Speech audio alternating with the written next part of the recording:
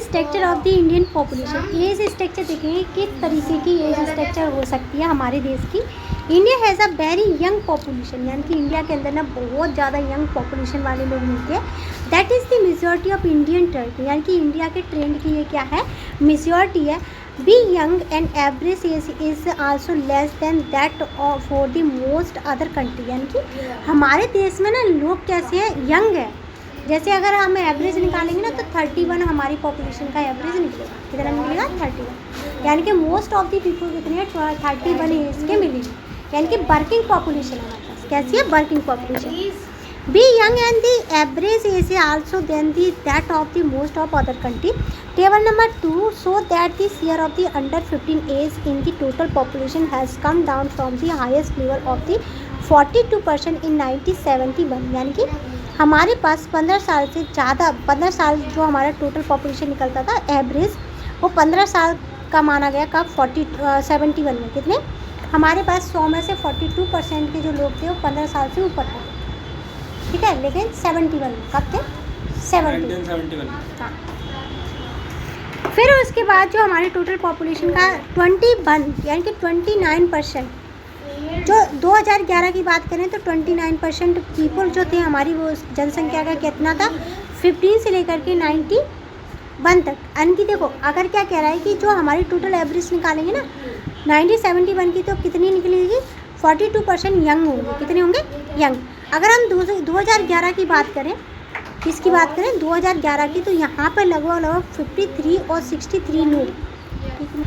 देखो अगर हम 71 की बात करें तो 42% लोग कितने थे, जो कि 15 से लेकर के 59 तक। तो ये लिखा है 15 से लेकर के, कहाँ है 15 से लेकर के 59 तक, ठीक है। इतने लोग हमारे पास कितने 40% लोग थे इस एज के। अगर हम 2011 में जाएं तो हमारी इसी एज के कितने लोग थे 29 लोग। अगर हम अब देखें तो ये शेयर क्या है, बढ़ गया है, कितना हो गया 53 से लेकर के 63 हो गया है आज के टाइम पे। कितना हो गया, इतना %। The share of the 60+ is the very small but has been began to increase the 5 to 7%, यानी कि टोटल पॉपुलेशन का 7 से 5% लोग ही कितने हैं 16+ है, यानी कि 60+ है, कितने 60+। But the age of composition of Indian population is expect to the change significantly in the next 2 decade, यानी कि हमारा क्या है पॉपुलेशन का क्या है चेंज, कंपोजिशन क्या देखा है हमने चेंज होते हुए देखा है। अगर हम डिकेड की बात करें 10 सालों की बात करें, 2 डिकेड बोला है ना, उसमें देखो 2 डिकेड लिखा है, क्या लिखा है 2 डिकेड, क्या लिखा है 2 डिकेड, यहाँ पे देखो ये लिखा है 2 डिकेड, ठीक है।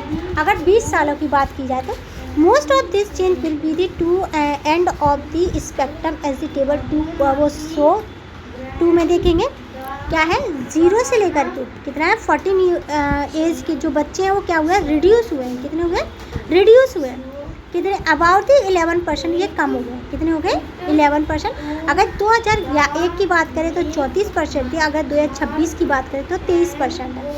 तो डिफरेंस कितने का है 11% हमारी पॉपुलेशन क्या है डिक्रीज हुई है, किसमें 1 से लेकर के 14 साल तक के बच्चों, ठीक है। अब देखेंगे बेहल्दी 60+ age group will be increase, यानी कि 60+ वाले लोग हमारे पास इंक्रीज हुए हैं। 5 थे, 5 और 7 के तकरीबन थे, आज वो पॉपुलेशन 2026 में कितनी होगी 12%, कितनी होगी है 12%। अगर graphical picture of the population pyramid देखेंगे 1961 to the project shape in 2026, अब देखेंगे मैं डायरेक्ट बता रही हूँ कि हमारे जो एज ग्रुप था कितनी % है 23% हमारे पास कौन से ग्रुप के लोग। अगर हम 0 से लेकर के 14 ईयर तक के बच्चों की बात करें तो ये कितने थे 23%, कितने 23%, हाँ 23। नीचे देखो इधर तुम्हारा भी चेंज नहीं हुआ है ना, बुक चेंज हो गई अल्फेम की, इधर देख लो इसमें देखो ये बच्चे जो है ना हमारे पास 0 से लेकर के 14 ईयर तक कितने टोटल पॉपुलेशन का 23%। फिर उसके बाद 15 से लेकर 59 तक के 64% और 60% के कितने 12%, टोटल कितना हमारे 100% पॉपुलेशन, समझ आ गया। 1961 में देखेंगे हमारे पास बच्चे कितने थे 43%, 41% कितने थे 41%, ये लिखा है 1961 तो ये है, ये रहा ना, इस ग्राफ को पढ़ा रही हूँ मैं। 1961 में कितने 41%, कौन से 0 से लेकर के 14 तक, और 15 से लेकर 59 तक 53, 60+ वाले थे 6%। ठीक है, केवल मैंने 2 इसलिए पढ़ाए, बाकी सबको तुम खुद देख लेना, पहला और आखिरी ज़्यादा देखते हैं।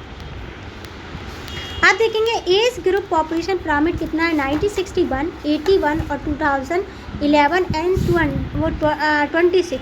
तो पहला पिरामिड देखेंगे, इसमें देखना वो पिरामिड चेंज हो गया बेटा। देखो इधर, यहाँ से देखना हमारे पास सबसे ज़्यादा पॉपुलेशन किसकी है, किसकी है हमारे पास, जो 14 साल के बच्चे हैं। देखो यहाँ से देखना 0 से लेकर 4 और 0 से लेकर 5 और जो 10 से लेकर के 14 साल, हमारे पास सबसे ज़्यादा पॉपुलेशन है 1 से लेकर के 9 साल तक के बच्चों की। ठीक है, एक साइड क्या है मेल है और एक साइड फीमेल है। जो ब्लू कलर का है वो क्या है, मेल, क्या है, मेल, और इधर है फीमेल, क्या है, फीमेल। अब उसके बाद 81 में जाएंगे तो 81 में मेल और फीमेल तो सेम ही है, लेकिन किस ग्रुप के लोग ज़्यादा हैं, तो यहाँ से देखना 0.5 से लेकर के 9, किसके, 0.5 से लेकर के 9 के। फिर हम जाएंगे किसके, 2000 में, किस में जाएंगे, 2001 में। तो इस पिरामिड में तुम देखोगे कि जो हमारा एज ग्रुप कौन सा, 0 से लेकर के 9 वाले इधर भी ज़्यादा ही है, और सबसे कम देखना हमारे पास कौन से हैं, 80+। ठीक है, अब 2026 का देखेंगे जो कि इसमें नहीं है। ठीक है, तो 26 का पिरामिड कुछ ये कहता है कि यहाँ के जो ये वाला है, तो इसमें कौन से ग्रुप के लोग आ रहे हैं, 25 से लेकर 29 और 30 से लेकर के 34 साल। इस एज ग्रुप के लोग हमारे पास ज़्यादा है, यानी कि वर्किंग पॉपुलेशन हमारे पास ज़्यादा है। क्या है, वर्किंग पॉपुलेशन हमारे पास ज़्यादा है। अब देखेंगे हम क्या देखेंगे, the age group of pyramid. Pyramid का मतलब क्या होता है, पिरामिड के जैसी स्ट्रक्चर, जो कि गीज़ा कहाँ है, इजिप्ट में, उसकी जैसी वो स्ट्रक्चर में हमने क्या किया, पॉपुलेशन को शो किया। Detail version of the kind of age group data in the present in the table 2 here. Data are the shown separately from the male one of the left side and female on the right side with the relevant 5-year age group is in the middle looking at the horizontal, यानी कि horizontal structure के, horizontal कैसे line होती है, ऐसे। ठीक है, इस तरीके की स्ट्रक्चर में हमने क्या दिखाया है, बार दिखाया। उसके बाद क्या, include the both male and female in a particular age group, यानी कि ये क्या है, मेल और फीमेल के क्या दिखाए गए हैं, एक पर्टिकुलर एज ग्रुप के पीपलों को दिखाया गया है। Give a visual sense of the age structure the population the age group begin from the 0.4 group at the bottom of the pyramid and go on to the 80 year and above age group at the top. There are the 4 different pyramid, यहाँ पर 4 different pyramid दिखाए गए हैं। पहला pyramid है 61 का, फिर 81 का, 2001 का और 2026 का एस्टीमेट दिखाता है। अगर पिरामिड की बात करें 2026 की, तो शो करते हैं बहुत सारे एस्टीमेटर को फ्यूचर में देखेंगे किस तरीके से रिलेवेंट होता है group based on the data past rate में ग्रुप ऑफ ईच ग्रुप देखेंगे। सच एस्टीमेट कॉल दी प्रोजेक्शन, यानी कि इस तरीके की जो वो आएंगे हमारे पास डाटा, इस तरीके की जो हमारे पास जानकारी आएंगी, इसे बोलेंगे प्रोजेक्शन। क्या बोलेंगे इसे, projection. These pyramid show you the effect of the gradually, यानी कि ये जो पिरामिड है धीरे धीरे क्या बताते हैं, fall in the birth rate and rise in the expectancy, यानी कि ये क्या दिखाते हैं कि किस तरीके से बच्चे पैदा हुए और किस तरीके से लाइफ एक्सपेक्टेंसी इंक्रीज हुई। क्या है, लाइफ एक्सपेक्टेंसी इंक्रीज हुई।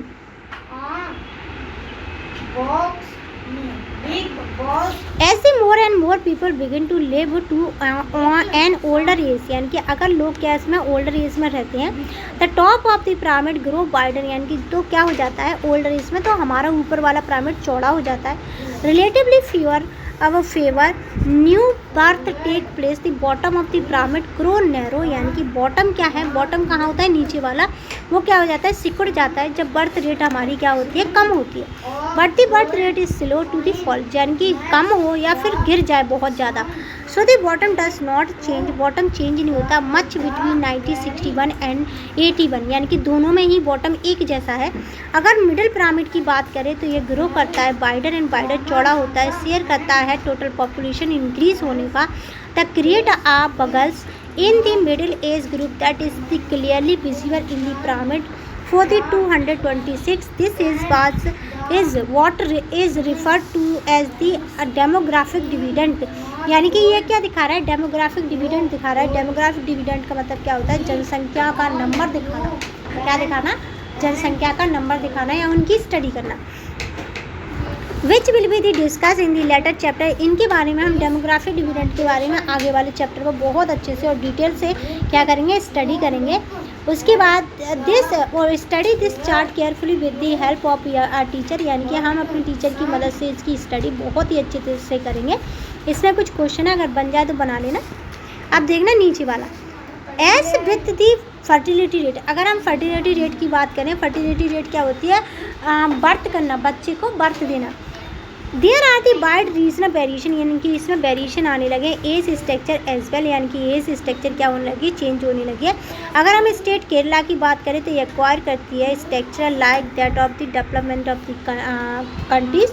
उत्तर प्रदेश के साथ हम इसकी कंपैरिजन करेंगे, जहाँ पर उत्तर प्रदेश का हाईएस्ट पॉपुलेशन ग्रोथ है, वहीं केरला में लोएस्ट पॉपुलेशन ग्रोथ मानी जा रही है।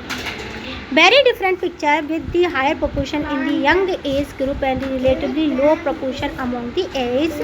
India has the whole in the somewhere in the middle because it is include the state Uttar Pradesh as well as state that are the more likely Kerala. Chart 4 show the estimate population pyramid Uttar Pradesh and Kerala in 2026। हमने क्या देखा है, 2026 के हम क्या देखेंगे, population का pyramid देखेंगे। Not the different in the location of the wider part of the pyramid for the Kerala and Uttar Pradesh. इनमें बहुत ज़्यादा डिफरेंस हमें दिखाई नहीं देते हैं, बस इस चीज़ पे दिखाई देते हैं कि किस में फॉल हुई है और किस में राइज हुई है। आप देखना पहला उत्तर प्रदेश का पिरामिड देखा, उत्तर प्रदेश का पिरामिड देखो, तो जो पॉपुलेशन है ना, जो हमारे पास 0 से लेकर के 5 साल और 10 से लेकर के 14 साल तक की पॉपुलेशन बहुत तेज़ी से बढ़ी है 2026 में, यानी कि यहाँ पे क्या है, बर्थ रेट ज़्यादा है परसेंटेज के हिसाब से। अगर हम केरला की बात करें तो यहाँ पे बर्थ रेट बिल्कुल कम हो गई है। क्या हो गई है, बर्थ रेट कम हो गई है। Short report for the technical group of the population projection 2006 national commission on the population.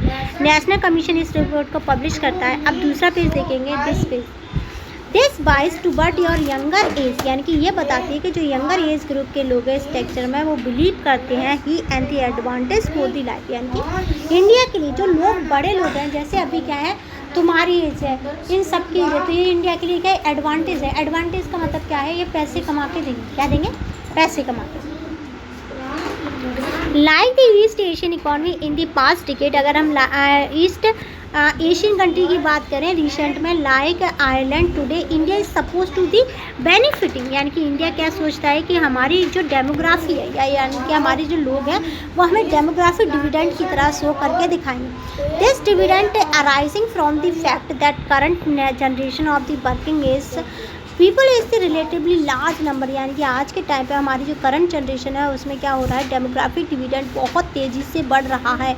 And it has only are relatively small, यानी कि ये क्या है, रिलेटिवली स्मॉल यानी कि छोटा है। ये प्रोसेस क्या है, जनरेट करती है ओल्ड पीपल को क्या करती है, सपोर्ट करती है, क्या करती है, सपोर्ट करती है। But there is the nothing automatically, ये सारी चीज़ें ऑटोमेटिकली क्या नहीं होती नहीं है। About this advantage it need to the consciously, यानी कि लगातार चलती है export through the appropriate policy in the experience, यानी कि अप्रोप्रिएट यानी कि सही पॉलिसी से हम इसे क्या कर सकते हैं, डिविडेंड को सही तरीके से यूज़ कर सकते हैं। क्या कर सकते हैं हम, डिविडेंड को अच्छी तरीके से यूज़ कर सकते हैं। आज पढ़ाते हैं डेमोग्राफी, ठीक है। पहले चैप्टर का नाम देखेंगे और चैप्टर का नाम क्या कहता है कि डेमोग्राफी क्या होती है। अब डेमोग्राफी सिंपल भाषा में कह लें लोगों की संख्या, और इंडिया की सोसाइटी में देखेंगे, किसमें देखेंगे, इंडिया की सोसाइटी में डेमोग्राफी। आ गया समझ, ठीक है। अब डेमोग्राफी हमें ये नहीं पढ़ना कि डेमोग्राफी होती क्या है। डेमोग्राफी इसमें होती है कि मतलब डिस्क्राइब करना लोगों की संख्या। तुम्हें बस इतना याद रखना है कि डेमोग्राफी का मतलब होता है लोगों के बारे में बताना, ठीक है, लोगों के बारे में नंबर में बताना। किसमें बताना, नंबर में बताना, ठीक है। आप पता चल गया। जो पहली बार क्या हुआ, हमें डेमोग्राफी पता चल गई कि क्या है, और डेमोग्राफी से हम क्या देखते हैं, दूसरे देशों की जनसंख्या देखते हैं। क्या देखते हैं, अपने देश की जनसंख्या तो देखेंगे, दूसरे देशों की जनसंख्या को देखेंगे, अरे उस देश में इतने लोग हैं, तो वो होती है, क्या होती है, डेमोग्राफी। क्या होती है, डेमोग्राफी, ठीक है। अब पहला जो अब डेमोग्राफी देखने के लिए एक प्रोसेस होती है, नंबर गिनने हमें किसके, आदमियों के और औरतों के और बच्चों के, ठीक है। हमें नंबर गिनने ना, तो उससे बोलते हैं सेंसस। क्या बोलेंगे, सेंसस। और दुनिया में पहली बार सेंसस कहाँ हुआ था, अमेरिका। 1790 में। 1790। फिर इंडिया में सेंसस हुआ तो उसके बाद यूरोप में था, लेकिन हम इंडिया की सोसाइटी पढ़ रहे हैं तो हम इंडिया के बारे में बात करेंगे ना। फिर इंडिया में हुआ कब हुआ? 1867 से लेकर के 87 की 1 तक। 1867 से लेकर के 71 तक, ठीक है। ये रेगुलर नहीं था। रेगुलर का मतलब क्या होता है कि हर 10 साल के बाद होगा। रेगुलर नहीं था, ऐसे ही ले लिया क्योंकि अंग्रेजों को क्या करना था? गुलाम बनाना, तो सही तरीके से बनाएंगे ना गुलाम, तो बस ऐसे ही ले लिया इन्होंने सेंसस। फिर उसके बाद आया 1881। कब आया? 1881। अब 10 साल हो गए ना 71 से, तो 10 साल के बाद लिया जाता है सेंसस। कब लिया जाता है? 10 साल 10 साल के बाद। जब हमने 10 साल के बाद सेंसस लिया ना, तो वो था रेगुलर सेंसस। क्या था? Regular census. लेकिन हम आज़ाद नहीं है, हमें गुलाम। क्या है? गुलाम। गुलाम है। हाँ, गुलाम है। और हमारे सेंसस लिए जा रहे हैं, कब तक लिए गए हैं सरकार द्वारा?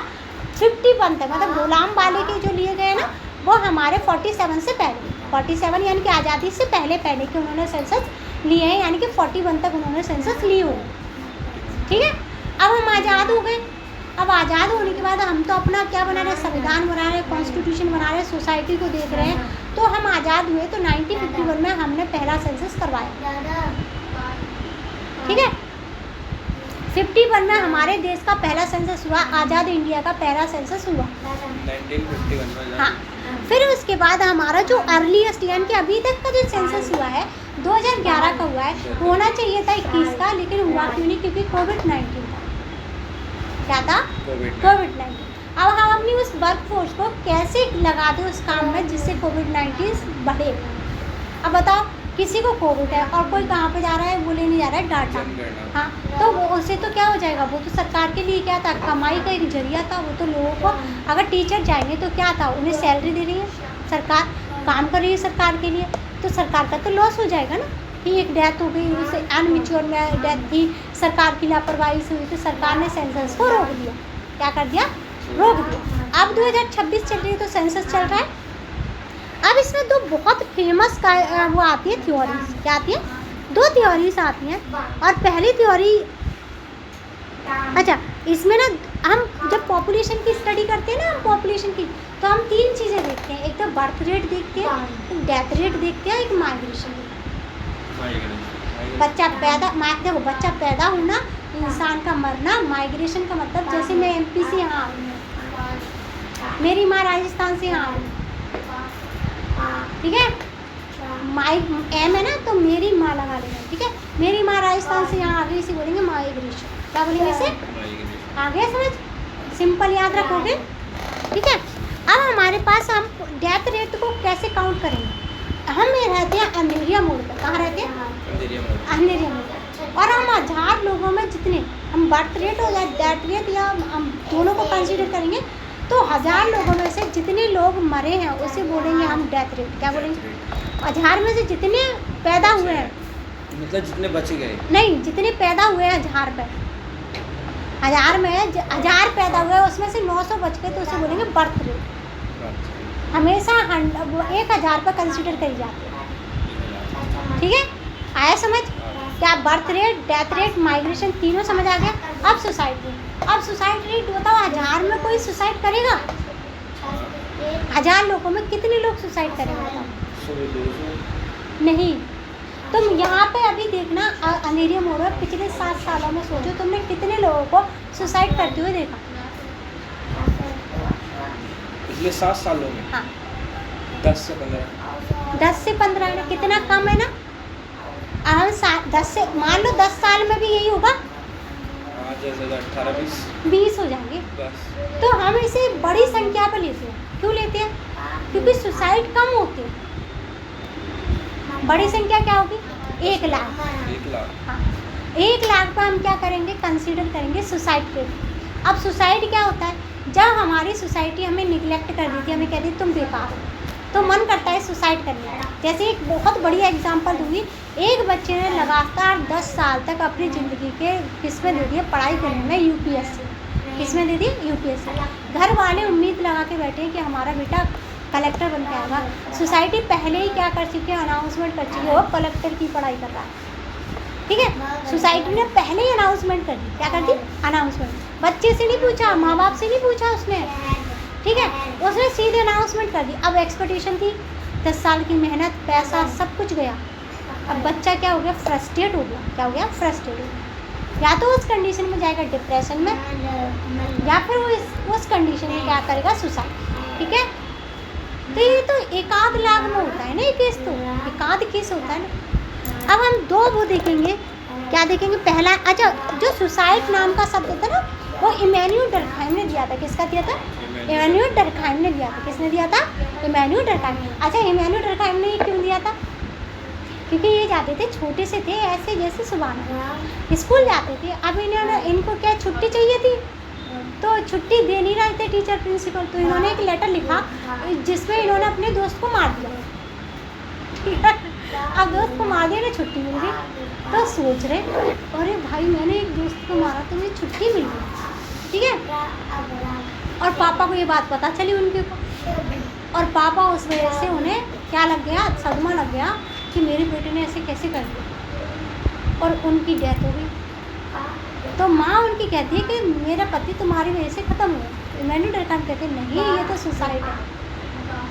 सोसाइटी ने इनके ऊपर प्रेशर बनाया है, तब जा कर के इन्होंने इनके दिल पर असर पड़ा है, जिसकी वजह से ख़त्म हुआ। रीज़न बिहाइंड द सीन पता चल गया। अब देखेंगे मैथ्यू, हम थ्योरी देखेंगे किसकी, मैथ्यूज़ की। किसकी देखेंगे, एक नाम है, बस इतना याद रखना, रॉबर्ट मैथ्यूज़। क्या है, रॉबर्ट मैथ्यूज़। क्या है, थॉमस रॉबर्ट मैथ्यूज़। रॉबर्ट याद रखना, थॉमस रॉबर्ट। ठीक है, अब ये क्या है, ये एक सोशलिस्ट कहते हैं कि हमारी पॉपुलेशन तो क्या हो रही है, हमारी पॉपुलेशन ये ज्योमेट्रिकल प्रोग्रेशन कर रही है। अब ज्योमेट्रिकल प्रोग्रेशन क्या होता है, 2 का 4, 4 का 8, 8 का 16, ये ज्योमेट्रिकल प्रोग्रेशन होता है। वो कहते हैं कि हमारी जनसंख्या तो दुगनी तिगनी गति से बढ़ रही है, और जबकि हमारी जो ग्रोथ है, हमारा प्रोडक्शन है खाने के लिए जो है, वो हम 2 का 4 कर रहे हैं, 4 का 6 कर रहे हैं। एंड अर्थमेटिक प्रोग्रेशन में हमारी वो बढ़ रहा है प्रोडक्शन, जबकि हमारी पॉपुलेशन बढ़ रही है। हाँ, किस वे में बढ़ रही है, 2, 4, 8, 16 हाँ, और 32 हाँ, ऐसे बढ़ रही है। हाँ, और ज्योमेट्रिकल, खाने की वाली हाँ, 2, 4, 6, 8 बढ़ रही है। हाँ, और 2 के पाड़े में बढ़ रही है, और वो अर्थमेटिक जियोमेट्रिक प्रोग्रेशन में, जियोमेट्रिक प्रोग्रेशन में, ठीक है, बड़ी है। जियो मतलब क्या है, बड़ी, ठीक है, और अर्थमेटिक मतलब छोटे प्रोग्रेशन। मैथ्यूज़ कहते हैं। तो इसका तो सीधा सीधा किस पर वो असर पड़ेगा, एक तो हमारी जनसंख्या पर, उस पर बर्थ रेट पर पड़ेगा, और हमारी डेथ रेट और माइग्रेशन में पड़ेगा, क्योंकि जब खाने को नहीं मिलेगा तो मरेंगे इंसान। ठीक है, अच्छा एक होता है प्रिवेंटिव चेक। प्रिवेंटिव चेक का मतलब क्या होता है, हम क्या करें, रोक दें। क्या कर दें, रोक दें चीज़ों को, जैसे जनसंख्या की ग्रोथ को हम रोकते हैं, उसे बोलते हैं प्रिवेंटिव चेक। ठीक है, अब आता है पॉजिटिव चेक। पॉजिटिव चेक क्या होता है, जैसी भी हो जनसंख्या, हम सोचेंगे ये डेमोग्राफिक डिविडेंड है, हम इन्हें खाना देंगे, इनसे काम करवाएंगे भर के, उसे बोलते हैं पॉजिटिव चेक। ठीक है, चाइना एग्जाम्पल बढ़िया। ठीक है,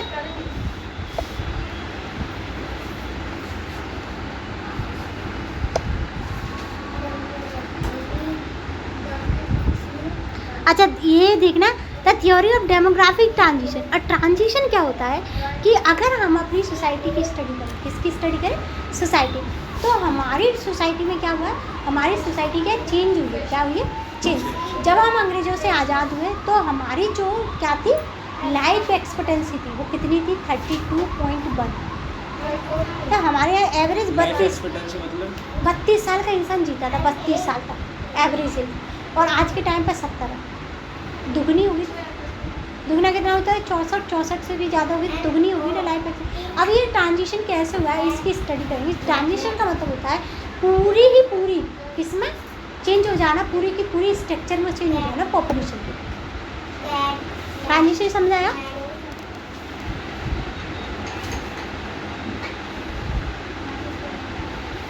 अब common concept of the indicator, यानी कि कॉमन कॉन्सेप्ट क्या होते हैं, किस चीज़ के इंडिकेटर, पॉपुलेशन के, किसके, डेमोग्राफिक पॉपुलेशन के। क्या होंगे, एक तो हमने डेथ रेट पढ़ लिया और बर्थ रेट पढ़ लिया। क्या पढ़ लिया, डेथ रेट और बर्थ रेट पढ़ लिया ना, कोई दिक्कत तो नहीं है इसमें।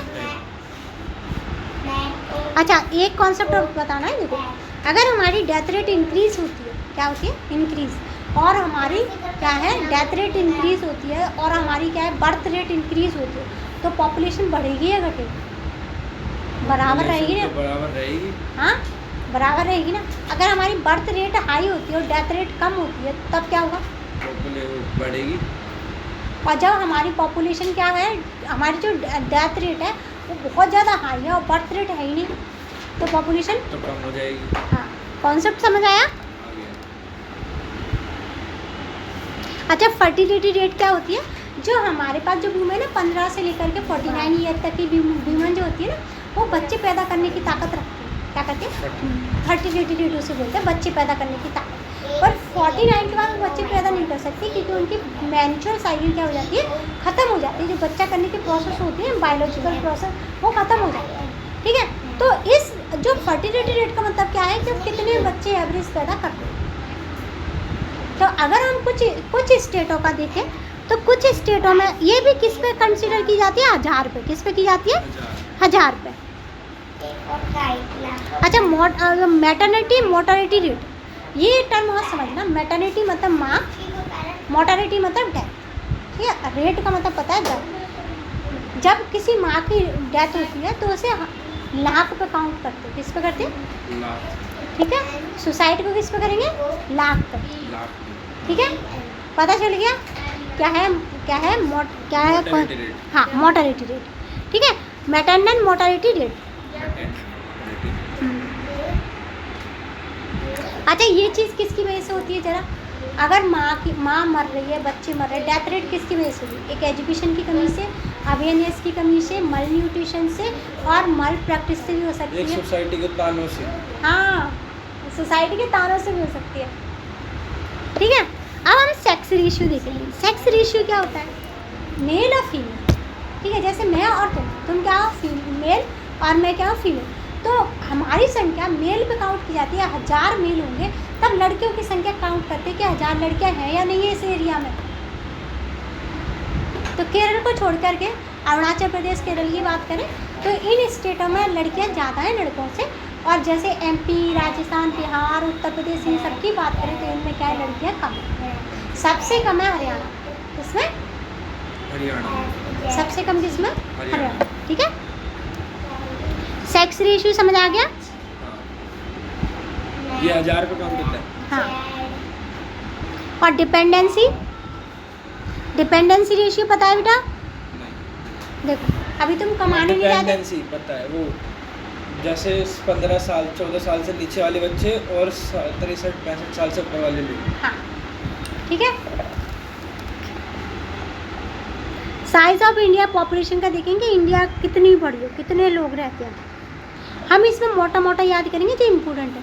अगर 2011 का सेंसस देखेंगे ना तो हमारे पास 121 करोड़ लोग, जो कि 121 करोड़ लोग। हाँ, जो कि दुनिया के कितने हैं? दूसरे नंबर पे। तो दुनिया की परसेंटेज का 17.5 है। दूसरे नंबर पे दुनिया की पॉपुलेशन का 17.5 है। और क्या है? हमारे 121 करोड़ लोग। याद हुआ? 121 करोड़ लोग। हाँ, हमारे यहाँ ग्रोथ रेट बढ़ी है। क्या है? ग्रोथ रेट बढ़ी है। क्या हुआ है? ग्रोथ रेट बढ़ी है। अब ग्रोथ रेट बढ़ने का क्या कारण? ग्रोथ रेट बढ़ने का कारण यह है कि हमने अपनी फैसिलिटी ज़्यादा अच्छी कर ली है और जीने का तरीका चेंज कर दिया है और खाने पीने में अच्छी चीज़ें दे दी है। सरकार हमें मिड डे मील देती है, बूढ़े लोगों के लिए पेंशन देती है और मिडिल वाले लोगों के लिए राशन देती है। सबके लिए दे रही है ना सरकार। तो हमारी क्या लाइफ एक्सपेक्टेंसी क्यों बढ़ी है? क्योंकि हमारी सरकार बैकबोन में, किसमें? बैकबोन। अगर सरकार सब जगह से राशन बंद कर दे तो क्या हमारे पास मल न्यूट्रिशन के ज़्यादा केसेस आएंगे ना? ज़्यादा केसेस आएंगे ना। यानी कि सरकार ने क्या है ना सब कुछ। एपिडेमिक क्या होती है? एपिडेमिक होती है बीमारी का आना। किसका आना? बीमारी का आना। किसका आना बेटा? बीमारी का आना। हमारे यहाँ पर बर्थ रेट और डेथ रेट दोनों डिक्रीज हुई। हमारे यहाँ पर बर्थ रेट और डेथ रेट आज की बात करें तो दोनों ही डिक्रीज है। दोनों ही डिक्रीज है, मतलब मरने वालों की संख्या कम, पैदा होने वाले की संख्या कम। मैंने बताया नहीं था एक माँ एवरेज कितने बच्चों को पैदा कर रही है? 1.09। टोटल कंट्री का बता रही हूँ, कुछ स्टेट में 1.7 भी है, कुछ स्टेट में 3.3 भी है। हम उत्तर प्रदेश का याद रखेंगे 3.3 और केरला का याद करेंगे 1.7, बस दो ही याद रखेंगे। कम और ज़्यादा वाले का। हाँ ठीक है, ठीक है। सना सुनते रहे ना। अब देखो 1918 की बात करें तो 1918 में क्या आया था, एक ना वो आई थी एपिडेमिक, क्या पेंडेमिक आई, क्या आई थी, पेंडेमिक। तो इस पेंडेमिक में क्या था, हमारी पॉपुलेशन का 5% लोग मर गए। 1918 और 1918 और 20 की उसकी 1918 और 1919 की बात कर रही हूँ, ठीक है। एक बीमारी आई थी जिसकी वजह से हमारी पॉपुलेशन का 5% लोग क्या हो गए थे, ख़त्म हो गए थे। क्या हो गए थे, ख़त्म हो गए थे। और इसमें कई देशों के एस्टिमेट दिए हैं, हम केवल अपनी इंडिया का याद रखेंगे। किसका याद रखेंगे, इंडिया का। किसका रखेंगे, इंडिया का याद।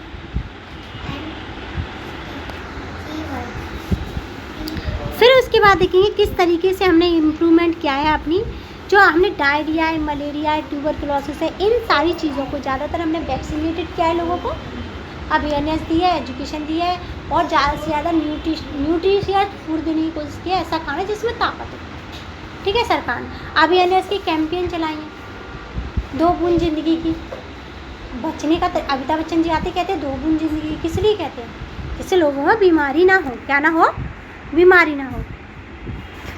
और सरकार ने एक ना पता है भुखमरी से बचने के लिए एक वो योजना भी चलाई है कि गांव के लोगों को क्या देंगे, 100 दिन के लिए रोजगार देंगे। इसे बोलते हैं मनरेगा। महात्मा गांधी क्या है, Mahatma Gandhi rural employment guarantee act. अच्छा देखो, एक स्कीम है मनरेगा। और सरकार क्यों नहीं कही, सरकार ने देखा कि गांव के लोग क्या शहर जाते हैं काम करने के लिए, जाते हैं, तो सरकार ये सोच रही इसका समाधान कैसे किया जाए, क्योंकि अगर वहाँ जाते हैं तो स्लम बनता है, मतलब छोटे सी जगह पे ज़्यादा लोग रहते हैं। हाँ, तो स्लम बनता है, क्यों ना हम इन्हें ऐसी एक स्कीम ला के दें जिससे कि यहीं रहें और क्या करें, अपनी खेती-बाड़ी करें। हाँ, खेती-बाड़ी करें या कुछ भी करें। सरकार अब उन्हें 365 में से 100 दिन का काम देती है,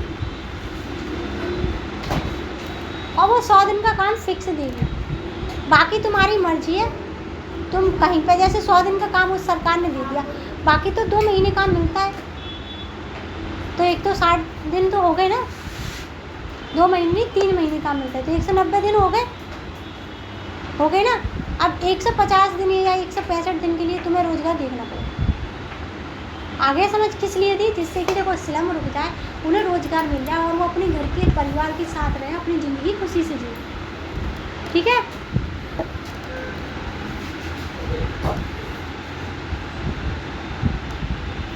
अच्छा, अभी जो हाईएस्ट क्या है, अगर हम देखेंगे बर्थ रेट सबसे ज़्यादा हाईएस्ट किस में, हाँ, उत्तर प्रदेश, बिहार और मध्य प्रदेश में बर्थ रेट ज़्यादा है।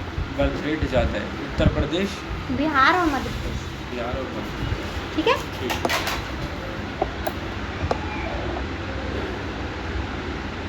अच्छा, बिहार और उत्तर प्रदेश की बात करेंगे तो ये पूरे पॉपुलेशन का 28% होल्ड करते हैं। कितना? 28%।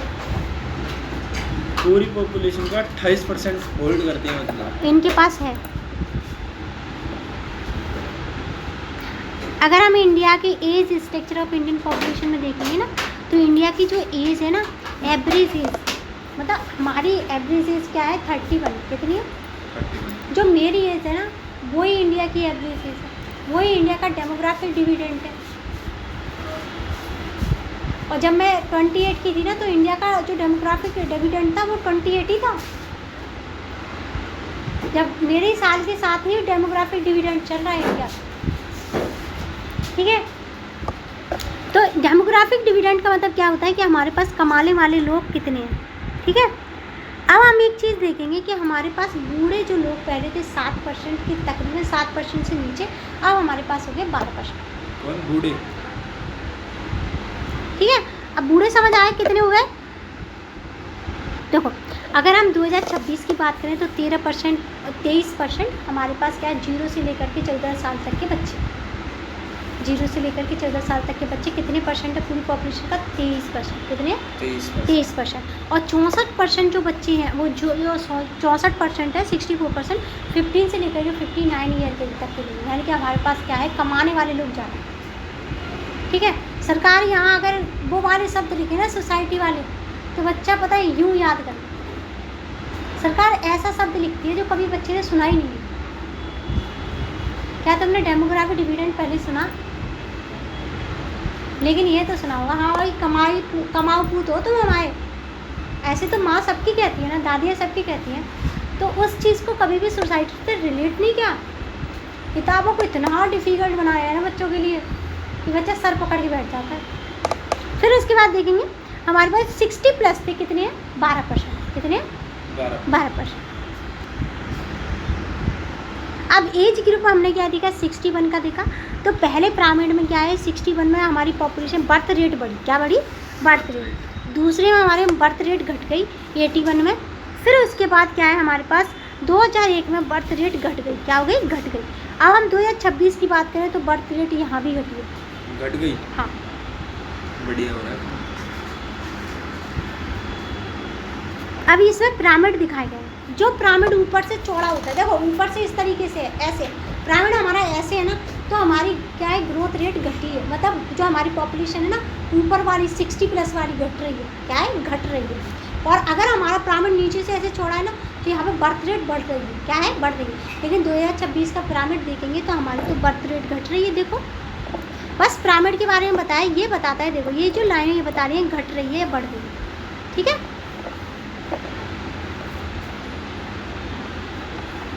केरला और उत्तर प्रदेश का दोनों का एग्जाम्पल लिया गया है। केरला में क्या है, ग्रोथ बर्थ रेट क्या है, घट रही है, जबकि हम उत्तर प्रदेश की बात करें तो बर्थ रेट घट रही है पहले के मुकाबले, लेकिन जनसंख्या तो है ना, प्राणी तो है।